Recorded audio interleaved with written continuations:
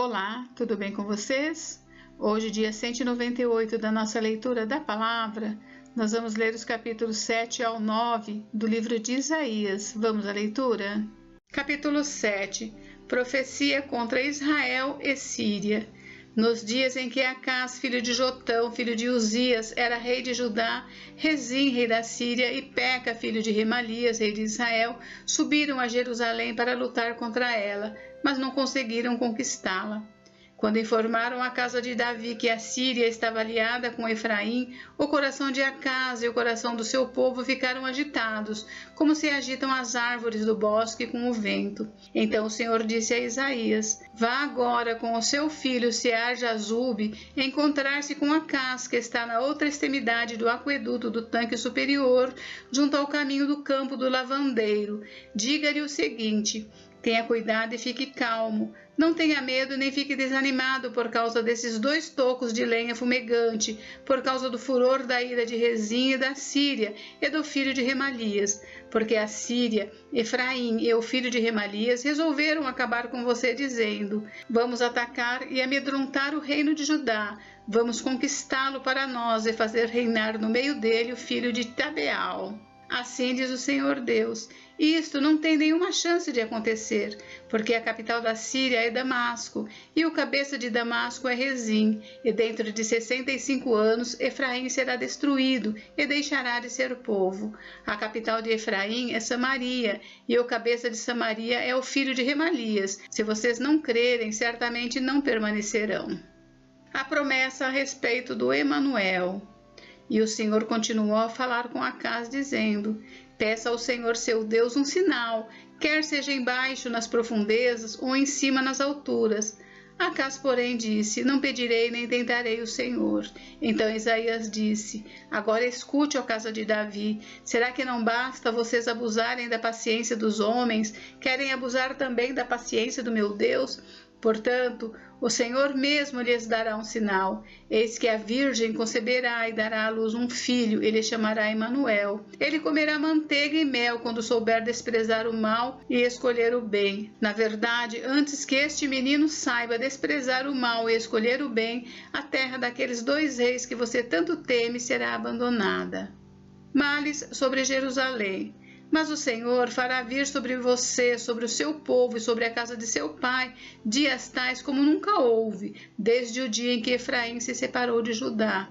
Ele fará vir o rei da Assíria. Naquele dia, o Senhor assobiará as moscas que estão no extremo dos rios do Egito, as abelhas que se encontram na terra da Assíria. Elas virão e pousarão todas nos vales profundos, nas fendas das rochas, em todos os espinhos e em todas as pastagens. Naquele dia, o Senhor o rapará com uma navalha alugada do outro lado do rio, a saber, por meio do rei da Assíria. Rapará a sua cabeça e os cabelos dos seus pés, e tirará também a sua barba. Naquele dia, um homem manterá apenas uma vaca nova e 2 ovelhas, e será tal a abundância de leite que elas lhe darão, que comerá manteiga. Todo o restante que ficar no meio da terra comerá manteiga e mel. Também naquele dia, todo lugar em que houver 1000 videiras no valor de 1000 moedas de prata será tomado por espinheiros e ervas daninhas. Com flechas e arcos se entrará aí, porque os espinheiros e as ervas daninhas cobrirão toda a terra. Quanto a todos os montes onde se costuma cavar com enxadas, para ali você não irá com medo dos espinhos e das ervas daninhas. Eles servirão para pasto dos bois e para serem pisados pelas ovelhas. Capítulo 8. A invasão dos assírios. O Senhor me disse: pegue uma tabuleta grande e escreva nela de maneira inteligível: Maer, Salal, As-Baás. Como testemunhas fidedignas, chamei o sacerdote Urias e Zacarias, filho de Geberequias. Então tive relações com a profetisa. Ela ficou grávida e deu à luz um filho, e o Senhor me disse: ponha nele o nome de Maer, Salal, As-Baás. Porque antes que o menino saiba dizer papai ou mamãe, as riquezas de Damasco e os despojos de Samaria serão levados ao rei da Assíria. O Senhor falou comigo de novo, dizendo: visto que este povo desprezou as águas de Siloé que correm brandamente e está se derretendo de medo diante de Rezim e do filho de Remalias, eis que o Senhor fará vir sobre eles as águas do Eufrates, fortes e impetuosas, isto é, o rei da Assíria com toda a sua glória. Essas águas encherão o leito dos rios e transbordarão por todas as suas ribanceiras. Penetrarão em Judá, inundando-o e passando por ele, chegando até o pescoço. As suas asas estendidas cobrirão a largura de toda a sua terra, ó Emanuel. O Senhor é a nossa esperança. Fiquem furiosos, ó povos, e serão despedaçados. Deem ouvidos a todos os países distantes. Preparem-se para a batalha e vocês serão despedaçados. Sim, preparem-se para a batalha e vocês serão despedaçados. Elaborem projetos, mas eles serão frustrados. Deem ordens, mas elas não serão cumpridas, porque Deus está conosco. Porque assim o Senhor me disse, tendo forte a mão sobre mim, e me advertiu que eu não andasse pelo caminho deste povo. Ele disse: não chamem conspiração a tudo que este povo chama conspiração. Não temam aquilo que o povo teme, nem fiquem apavorados. Ao Senhor dos exércitos, a Ele vocês devem santificar. É a Ele que devem temer, é dele que devem ter pavor. Ele será um santuário para vocês, mas será pedra de tropeço e rocha de ofensa às duas casas de Israel.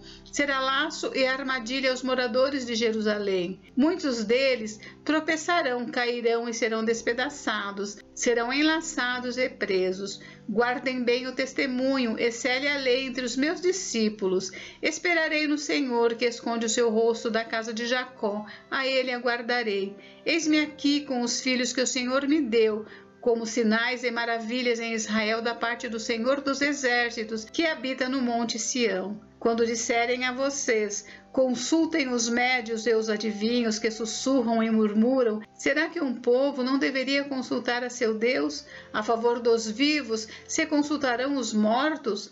A lei e ao testemunho. Se eles não falarem segundo esta palavra, jamais verão a luz do alvorecer. Passarão pela terra duramente oprimidos e famintos, e quando tiverem fome, enfurecendo-se, amaldiçoarão o seu rei e o seu Deus, olhando para cima. Olharão para a terra, e eis aí angústia, escuridão e sombras de ansiedade, e serão lançados em densas trevas. Capítulo 9. O Príncipe da Paz. Mas para a terra que estava aflita não continuará a escuridão. Deus, nos primeiros tempos, tornou desprezível a terra de Zebulon e a terra de Naphtali, mas nos últimos tempos tornará glorioso o caminho do mar, além do Jordão, Galiléia dos gentios. O povo que andava em trevas viu grande luz, e aos que viviam na região da sombra da morte resplandeceu-lhes a luz. Tu, Senhor, tens multiplicado este povo e aumentaste a sua alegria. Eles se alegram diante de ti, como se alegram no tempo da colheita e como exultam quando repartem os despojos. Porque tu quebraste o jugo que pesava sobre eles, a vara que lhes feria os ombros e o cetro do seu opressor, como no dia da vitória sobre os midianitas. Porque toda a bota com que o guerreiro anda no tumulto da batalha e toda a roupa revolvida em sangue serão queimadas, servirão de pasto ao fogo. Porque um menino nos nasceu, um filho se nos deu. O governo está sobre os seus ombros e o seu nome será maravilhoso, Conselheiro, Deus forte, Pai da eternidade, Príncipe da paz. Ele estenderá o seu governo e haverá paz sem fim sobre o trono de Davi e sobre o seu reino, para o estabelecer e para o firmar com juízo e com justiça, desde agora e para sempre. O zelo do Senhor dos exércitos fará isto. Profecia contra o reino de Israel. O Senhor enviou uma palavra contra Jacó e ela caiu em Israel.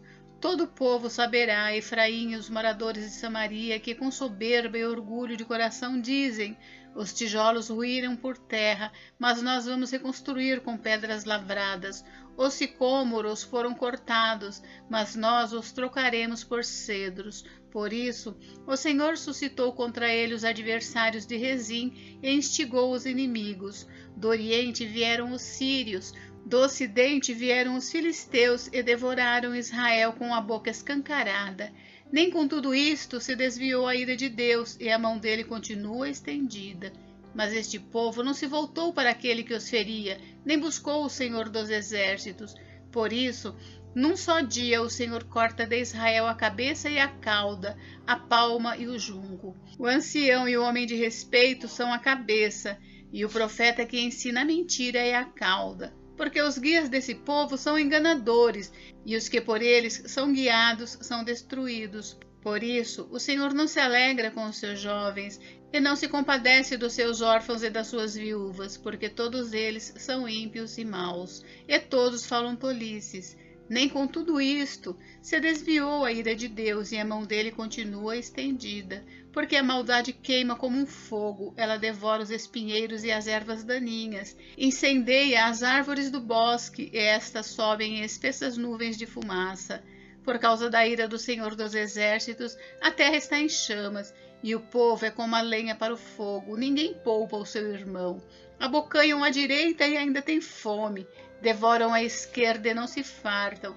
Cada um come a carne do seu próprio braço.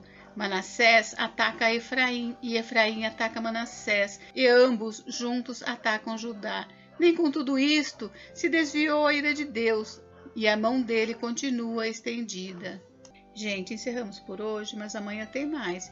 Fiquem com Deus, Deus abençoe vocês. Até amanhã.